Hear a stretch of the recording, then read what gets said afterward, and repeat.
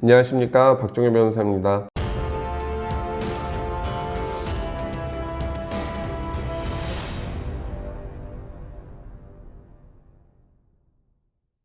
혹시 이런 문자를 받아보신 적이 있으실까요? 자, 문자 내용에는 우리 메이저급 은행들, 이런 은행에서 정부 특례 보증 대출을 해준다. 뭐 1억, 2억 필요에 따라서 대출해주고 정부에서 보증을 쓰는 거니까 신용에 크게 문제가 없는 한 대출이 당연히 가능하고 이자도 엄청 싸고, 이런 문자를 좀 받아보신 분들 많으실 겁니다. 이게 저희들도 이 세금을 매년 내야 되잖아요. 그래서 세금을 내기 위해서 고민하고 있었는데, 이런 문자 딱 와서 뭐 한 2억까지 대출해준다고? 그러면 물어봐야 되나, 정말 이런 생각이 들었어요. 급전이 이제 필요하신 분들, 뭐 세금을 내야 된다거나 급하신 분들은 정말 이 유혹에 흔들릴 수밖에 없겠다는 생각도 들었습니다. 저도 그래서 정부에서 이렇게 특례 보증 대출을 해준다고, 변호사인 저도 내용을 좀 찾아본 결과 역시 이런 건 다 이제 보이스피싱의 한 유형이었어요. 제가 이 문자들을 좀 분석해 보다 보니까 전화번호가 써 있어요. 보이스피싱의 어떤 전형적인 유형에 해당해요. 해당 번호로 전화를 걸면, 예를 들어서 땡땡은행이라고 하면 뭐 땡땡은행 상담 직원입니다 뭐 이러면서 쭉 설명을 해주다가 혹시 저희 은행 어플 있으신가요? 라고 말을 하겠죠. 만약에 없다,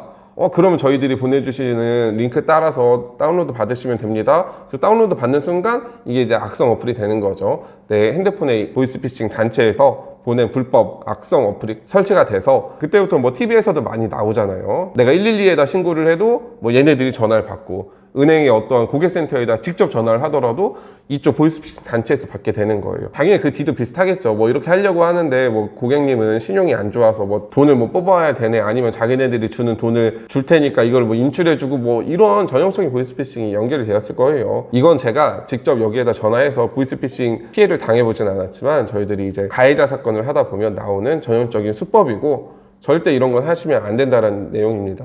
뭐 그런데 제가 보더라도 정말 그럴듯했어요. 그래서 이게 보이스피싱 피해 당하시는 분들이 이러다 보니까 이런 순간에서 좀 피해를 당할 수밖에 없겠구나라는 생각이 들고, 이 피해 봤을 때 금원들이 뭐 몇 천만 원, 뭐 몇 억이 이르는 사람들도 있었고요. 이 보이스피싱이라고 하는 게 이 한번 피해를 입게 되면 피해 회복이 전혀 불가능하다는 게 이 보이스피싱 범죄의 가장 큰 문제라고 생각합니다. 왜냐면은 이제 총책들은 보통 중국이나 뭐 인도네시아, 필리핀에다가 설치해 놓고, 총책들은 그곳에 있고요. 한국에서는 현금을 인출하고 인출한 현금을 운반하는 이런 업무들은 인터넷을 통해서 아르바이트생을 모집한단 말이에요. 크게 돈 안 들이고 주부도 할 수 있어요, 뭐 나이 드신 분도 할 수 있어요 라고 하면서 이게 상당한 급여를 줘요. 보통 이제 하루 일하면 저희들이 보통 받을 수 있는 일당이 있을 건데 이거보다 더 높은 금액을 주게 된단 말이에요. 그래서 이렇게 현금 인출하신 분들도 처벌을 받고, 요새는 이분들도 많이들 징역형 가긴 하는데, 이 사람들이 애당초에 아르바이트를 했을 때는 이게 금전적으로 여유가 크게 없었단 말입니다. 그러다 보니까 이 현금 인출책을 잡게 되더라도 피해 회복을 하는 것은 어렵고, 실제 내가 피해 입은 돈들이 다 외국으로 흘러가서 그 돈들을 보상받기가 어렵다 보니까 이런 보이스피싱에 속지 않았으면 하는 마음에 이 영상을 작성하게 된 것입니다. 자, 은행에서는 이러한 문자 메시지처럼 무분별하게 고객들에게 이렇게 일방적으로 문자 메시지를 보내서 하지 않도록 되어 있어요. 우리가 뭐 예를 들어서 보험회사 같은 데서도 전화 오면 뭐 고객님은 몇 월 며칠 날 저희들 뭐 이러한 고객 정보를 제공하는 것에 동의하시지 않으셨나요? 라는 문구를 맨 처음에 넣는단 말이에요.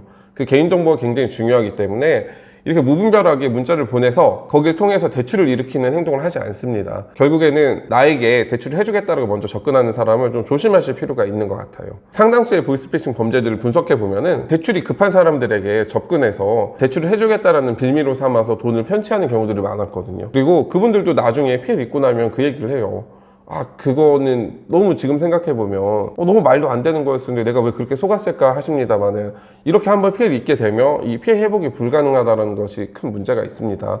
그러니까 저희 영상을 좀 참고하셔가지고 뭐 이런 문자 메시지들, 내지는 뭐 검사를 사칭하든 뭐 어떤 금융기관을 사칭하는 연락이 오면 절대 이렇게 연락하는 경우는 없으니까, 보이스피싱으로부터 좀 벗어나서 보이스피싱 범죄가 다시는 우리나라 안에서 발생하지 않았으면 하는 마음에 이렇게 영상을 준비해봤습니다. 영상이 이만 마치도록 하겠습니다. 감사합니다.